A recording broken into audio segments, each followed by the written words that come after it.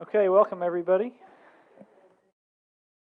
Tonight is November 21st, 2019. This is the Upper Dublin School District Operations Committee, and I will call the meeting to order. Let's see, are there any announcements, Mr. Leckman? There are no announcements. Okay, we have minutes from our October meeting. If anyone has corrections, please get them to Brooke for approval next week. And we'll start right into the facilities and operations reports and recommendations, starting with the Sandy Run update. Bob, Andy, who's Okay, I'll start on this. Again, we have the report, monthly report from Dewey, the progress that has been made. That report is attached, but some of the significant items happening. The concrete's they've been crushing the concrete stone block from the old building, and believe it or not, that pile of concrete is now gone and already spread around the site.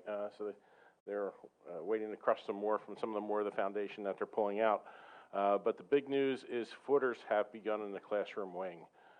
This week they began pouring the concrete for the footers.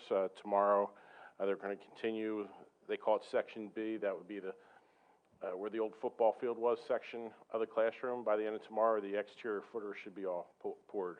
So they're really making great progress with that. Just to keep you updated what's going on the site, unsuitable soils, we knew that was going to be a problem this whole project. It continues to be an issue, but with the crushed stone that we have from the project, they're taking care of that right away. We have the numbers we're building into the project. We have very good unit pricing for this.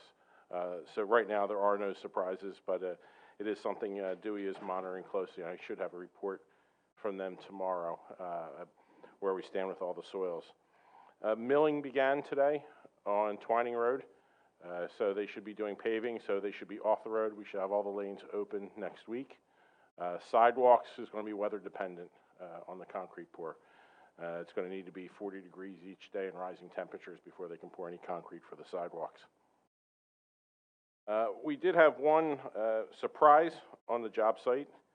It's going to make me look at some of the other buildings that we have.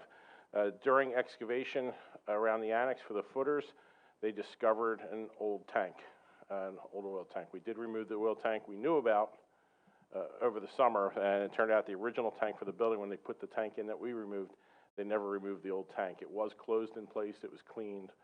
When we discovered it, though, it was filled with foam, and then groundwater had leached in, so we had to clean that out and remove the tank. We brought a separate contractor in to do that, an environmental maintenance company.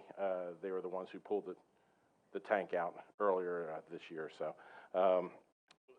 township worked with us. They reopened the existing permit that we had from earlier in the summer, so we didn't have to file for a new permit. Everything was handled in about 2 days from discovery, pumping out, to when the tank was gone. That hole's been filled. So we're going to take a look at the main building.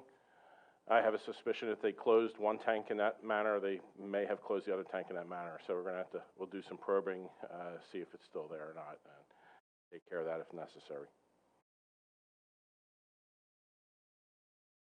All I have for the update, but I did have one more.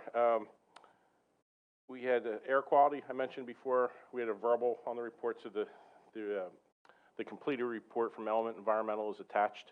And it did confirm that we do not have any reason, no concerns with the air quality inside the building. Prevailing wind is taking the particles away. Any dust particles were just that, they were dust. There was nothing, VOCs, or just really does paint a clean bill of health for inside the building related to construction area. all right? Thanks. Any comments or questions for Bob? Dan?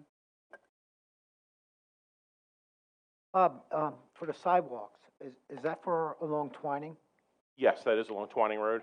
That delay was all because of PICO. During the summer, with all the storms, PICO went into storm mode, and the poles were not removed right away. And then when we found the sewer pipe, that pushed the work back a little bit. They have everything prepped for the sidewalks, but right now we're really temperature dependent. It's one thing for pouring the footers because they're below the surface. That area can be heated also, blankets. So there was no issue with moving forward with what we're doing with the footings. But the concrete for the sidewalks, because it is exposed, Township does require 40 degrees, and our specs require it also. The temperature has to be 40 degrees in the morning with rising temperatures through the day before we pour any concrete.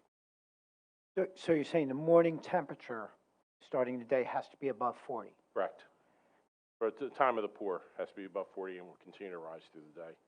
Okay, they don't want to use concrete blankets or anything like that? They will use them, but they're still not allowed to pour at those temperatures. Will any delay in these pouring of the sidewalks increase the cost?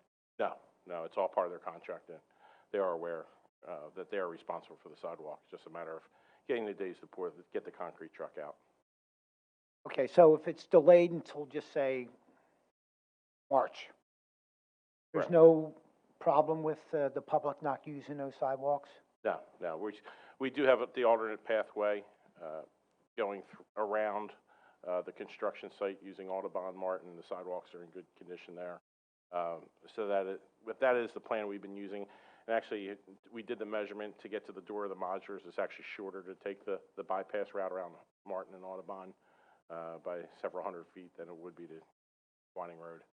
Okay, so you're saying the concrete footers for the building are being poured, right? They're being poured. The temperature, even on the cold days that Yeah. we had earlier in the week, the temperature in the footings being below grade, they were measuring constantly. It was around 47 degrees, holding steady, so it was really good temperature for the concrete.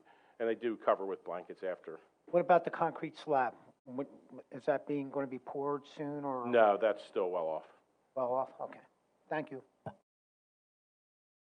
Anyone else? All right. Definitely want to express thanks to the township for working with us on that permit, increasing those skids. Andy, anything to call our attention to on the project budget? No, everything's still pretty stable with the project budget, so nothing to mention at this time. Okay, thanks. So let's move on. We have change order in the right direction for mobile lease. Yes, with the modular project being completed, this is just a formality. We had $33,000 in allowances that were due back to us, so that was done through a change order. Yeah, all right. Just to point out, and prior to that, we had a 66,000 positive change order. Yes. So we're up to about 100,000. Yes, we did had some very Good. positive change orders through this job. The original change order and Mobile Leases Engineering came in. They worked with the township and Dewey to come up with a plan where they didn't need as many dug footers for the modulars. They were going to put them on ABS pads. Very acceptable practice. The township signed off on that as well. So that was the original change order. Then we had different allowances for any other work that needed to get done, mostly around the grading, parking lot, some concrete work. So we didn't use all the money that we had allotted for anything that was found. So are we done with Mobilease? I mean, did we make a final payment, or there could be? We're still paying them monthly for the lease. For the leasing? For the Right, lease? for the leasing. For Right. construction, yes, we are completed. Anyone else? All right, thanks. So let's move on to the Fort Washington roof. Okay, well, I mentioned last month we discovered some issues with the roof at Fort Washington, and the problem is not actually with the new roof that was put on 2012. It's the subsurface to the roof. The bond between the insulation and the original roof had deteriorated, so our new roof, which is attached to the old roof completely, is not attached to the actual structure of the building. Carlisle Roofing sent their warranty people out. They took a look at it, and they came up with a game plan, and that's to mechanically fasten the roof to the building. That'll maintain our warranty with the roof. They back this. This is what they recommend, the proper way to fix it. So we asked Michael Johnson, who's been doing the window work. He helped us with the window air conditioners, the windows at Fort Washington Elementary. He does have roof experience. He's very familiar with the issue. So Michael has given us a proposal for $13,800, and that is to come up with the drawings, provide bid documents, and construction management services for this repair. It's going to be a very detailed repair, exactly where each fastener has to go. This is all part of the request by Carlisle. Carlisle cannot help us with the labor for this job, But they said when we get our bids back from this job, let them know how much the material is going to be, and they may be able to assist us with materials for the job. And you're satisfied with this approach over insisting on a new roof? Yes, this is two ways to secure the roof. One would be to add ballast to the roof. I'd prefer not to do that, and mechanically fastening to the roof is the best way. That it'll adhere the roof down, and it's actually the way we're going to be adhering the roof when we build Sandy Run Middle School also. It sounds like you want to get this done as soon as possible. Yes, So yes. when is that? I mean, We're Yeah. looking to, if they go ahead with Michael, we're looking to have this on the street for bids. and In back to us In January, we'll advertise the beginning of January, accept the bids, and by January board meeting, we should have a recommendation for a contractor to make the repairs. if there's snow, does that, weather affects working up there? Yes, yeah, Right. whether any, if we did have snow, yes, that will delay work. Snow actually help hold the roof in place. Right now, wind can get underneath, that's our only concern. We've made it through the storms okay without any further damage or lifting of the roofing material. So this is something we want to get done as soon as Do we know how possibly can. significant the cost possibly? No, I'm waiting to hear back from Michael. He was starting to do his preliminary drawings. He has the size, the specifications of the roof itself. And he's also making sure that anything we do meets the latest code for wind loads on the roof. The wind loads requirements on roofing has changed over the years. They always increase how much the roof's able to withstand. So any repairs he does, he will make sure that we meet the latest codes for wind loads. Can we or should we ballast the roof before we get it properly fastened? That is, put stuff on top to hold it down? We took a look at it. We have enough HVAC units, fans, the skylights, anything that's mechanically fastened is helping. So we're not looking for any danger like that. I don't want to waste any efforts, but right now we're not concerned that we're going to have a major failure.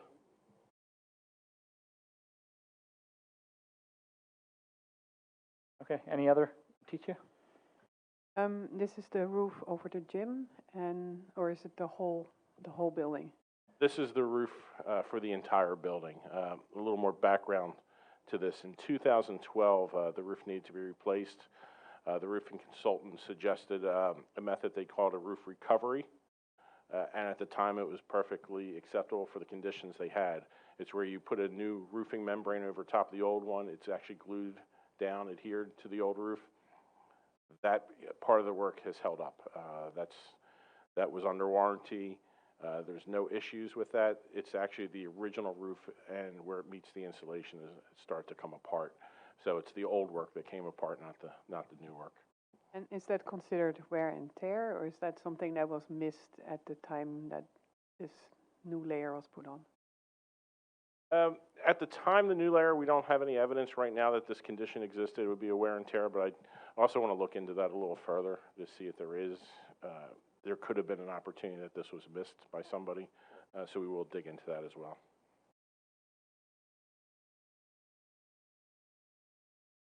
Bob, how is this going to attach to how are they going to attach it to the building's roof base? And what is that roof base made out of? Is it metal? Is it wood? No, we have the composite decking on this building on top of bar joists. It's a composite deck on top of the bar joists. The fasteners, we have the actual spacing requirements from Carlisle, how far apart, how many rows we need, the depth of the fastener. So it's actually going to be fastening roofing material onto it. The fasteners will go through the roofing material, through all the insulation, and through the actual decking that we have. So everything will become one solid unit. Yes, they're about 9-inch fasteners. Yes. What's on the surface of the roof? Is it like a flat? It'll be washer? it'll be a flat washer and a screw, and that'll get another roofing. That'll get another membrane over it to cover that. Just basically covering over a seam. And that membrane that they're covering up this flashing or whatever, is that going to be guaranteed? Yes, this will all be part of our roof warranty. I believe it's a 15-year warranty we have on this. So that'll continue with the rest of the warranty of the roof. Have they looked at perhaps using stone or gravel to hold the roof down? That was one of the options. We feel this is the better option. One, to mechanically fasten it, we know it's secure, but then looking for leaks in the future, you're not removing ballast. When it comes to doing another roofing project down the road, you don't have that ballast to contend with and remove. Did they say that process would be cheaper, that option would be cheaper, or would it be worth it to get an estimate on that too, or We not? can ask, but I think it would be fairly close, but this was the recommended option by Carlisle Roofing to maintain our warranty. This is what they're really pushing us to do. This will keep the existing warranty going. Is there a power pit that surrounds the perimeter of the building? No, there's not. There's no power pit. It's just flat roof right up to the flashing. And that's how this was originally found. We noticed the roofing membrane pulling away from the flashing a little bit. And we brought the warranty company out. We brought the warranty people out to make repairs, and we had 2 repairs that were very close in proximity, time-wise. And that sent a red flag up to the warranty department to somebody out to do a full inspection. And they actually did a pull inspection where they used suction cups on the roof membrane to lift to see what comes up with it. Because they're doing the entire roof. Yes. Is the perimeter going to have more fasteners than any other? Yes, it is. There's more perimeters. The first 3 rows have a closer spacing than the rows further into the roof. What do you think the spacing's going to be throughout the roof? I mean, is there a formula or anything that? It's spelled out in the Carlisle documents. I don't have that in front of me. I don't want to misquote the distances, but it is spelled out. I believe it's 5 feet, 10 feet. 5 feet for the first 3 rows, and it can go to 10 feet after that. Sounds like it's going to be a real big job. Yes.